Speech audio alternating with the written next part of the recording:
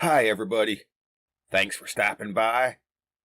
Today's story is about the possible origins of Dogman. Once upon a peculiar day in the late fall in a small town in the upper region of New York State, a series of bizarre events unfolded that would forever alter the lives of its unsuspecting residents. It all began when a heavily secured truck, carrying a mysterious cargo, rumbled through the town's winding streets. Little did anyone know that inside the truck was a 300-pound block of experimental radioactive cheese. As fate would have it, the weather was poor that day, with heavy rains blowing hard. So when the truck hit a particularly rough pothole, causing the back doors to swing open unexpectedly and then slam shut, no one noticed. Later, they would miss the odd object that fell out. It bounced on the pavement, went over a guardrail, and was lost in the weeds of a culvert before anyone was the wiser. The paper-wrapped object was about 8 feet long and 3 feet wide, like a big rectangle. It had warped and dented on its journey down the hill, and a glow came from under the edge of the paper where it was damaged. It wasn't long in the still of the night before a pack of feral dogs came upon it, drawn by the scent. It smelled delicious.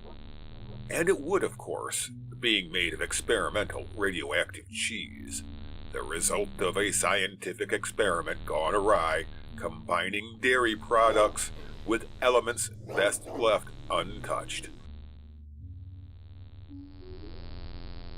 Drawn to the scent of the cheese, the dogs cautiously approached the glowing block. After some initial hesitation, they dug into the newfound food source, gorging themselves. Other animals soon shared in the bounty. Little did anyone realize that this peculiar feast would transform the pack of feral dogs into something beyond imagination. Over the following days, the once ordinary dogs began to undergo a radical transformation. Their bodies grew larger, their fur mutated into strange patterns, and, most astonishingly, they started to exhibit human-like behaviors. The townspeople were both fascinated and terrified as reports spread of man-like mutant dog monsters prowling the streets at night. These creatures, now resembling a bizarre fusion of canine and human, soon killed every stray dog and cat in the area. But this went by unnoticed by most at first, especially by the sleepy inhabitants of the town, who refused to believe the newspapers and eyewitness reports until the day the dogmen came out of the hills. Their first target was the Silver Spoon Diner on the edge of town, a quaint establishment known for its late-night crowd. The dogmen crashed through the doors and cornered surprised patrons, who went down beneath their brutal claws. Some of the dogmen ate, but there was simply not enough to go around, so they continued heading toward town, where they could see the lights. The next establishment was Moonlight Antiques. The dogmen, drawn to the scent of easy, elderly targets, stormed in, knocking over shelves and sending centuries-old items crashing to the floor.